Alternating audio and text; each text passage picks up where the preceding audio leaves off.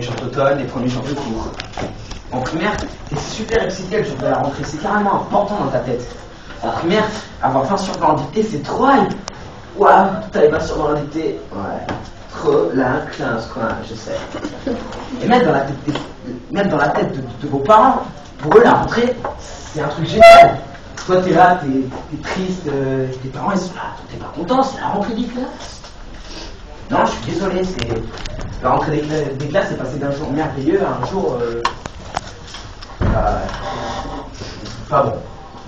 Après, selon les années, la taille du sac change. En primaire, exemple, je porte le truc de une valise. Au collège, ça s'allège. C'est le temps des premières neiges. Ça m'est échappé un peu. Enfin. Au lycée, on a ce que j'appelle la technique du sac à patch chez les mecs. En gros, tu fais genre t'as un sac, mais t'as rien dedans. Au lycée, c'est sac à main obligatoire pour les meufs. Bon, à notre âge, c'est quand même le truc le moins pratique du monde. Mais bon, habitude oblige, genre t'as un sac à dos, quoi. Trop la fun. Attends, où range mon classeur là? Non. Un petit peu à gauche. Merde. Et puis après, on retrouve aussi toujours le même type de prof. Il y a le prof cool. T'es con. Ça allez mec, c'était cool cet été. Balance, oui. LOL. Ah, c'était là. Et maintenant qu'il fallait le faire. Les maths. Après, il y a le prof qui a 0% d'autorité. Généralement, c'est une femme ayant l'air d'avoir 1000 ans. Alors, comme disait Jean-Paul II, c'est arrivé en retard, Hugo. L'affaire.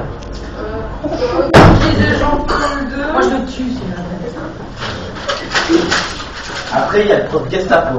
Personne n'a rien dit, c'est le premier jour, ils viennent de s'asseoir. Le mec ou le moyen est déjà vénère. Vous me faites chier comme ça. Je vous fais chier comme ça. C'est généralement le seul prof qui va encore choisir la classe posée au lycée, quoi. C'est comme ça que j'ai passé ma première année de fac à côté de la meuf qui pue. Il y a toujours une meuf qui pue, c'est bizarre, hein. Gaston aussi, un Salut, ça va? En même temps, une fois, je me suis retrouvé à côté de la bonasse du lycée. C'était pas mieux, quoi. Enfin, je me constipé, je savais pas quoi faire, j'étais pas très à l'aise.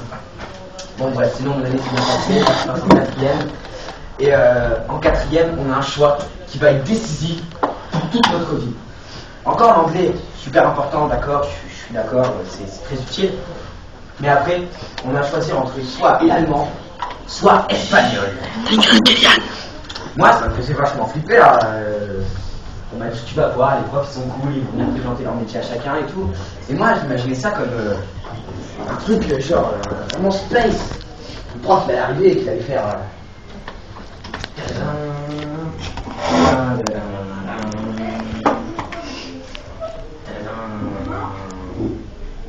Bonjour.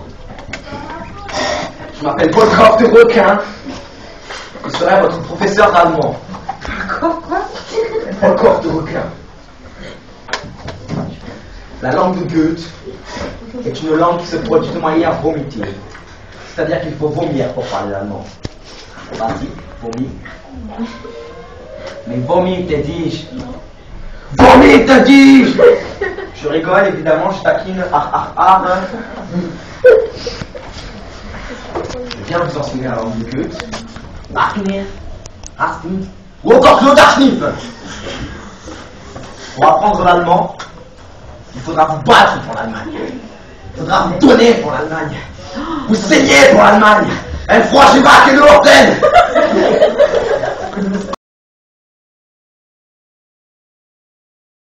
Le racisme et le sexisme, je vous présente la discrimination. Certains l'utilisent pour améliorer leur réputation, mais ils détruisent celle des autres qui devient alors médiocre. Au lieu de se renfermer sur soi-même, ce qui mène au rejet, au mal-être et à la haine. Parlons-en aux êtres, aux personnes que l'on aime, aux parents pour combattre ces jugements, ces propos blessants, se mettre à l'écart, mauvaises idées, la bagarre, mauvaise idée, à cause de toutes sortes d'histoires inventées. Certes, il faut se battre et lutter pour obtenir un monde de paix, un monde sans inégalité, sans cruauté, là où règne la solidarité, liberté, égalité, fraternité, c'est la devise des Français, mais elle n'est appliquée que dans le monde parfait. On vous écrit ce slam pour soutenir toutes ces âmes, en pleurs, en larmes, ce slam rempli de belles rimes, faisons-en notre rime pour soutenir toutes ces victimes, de menteurs, de moqueurs qui n'ont pas de cœur et qui critiquent sans rancœur.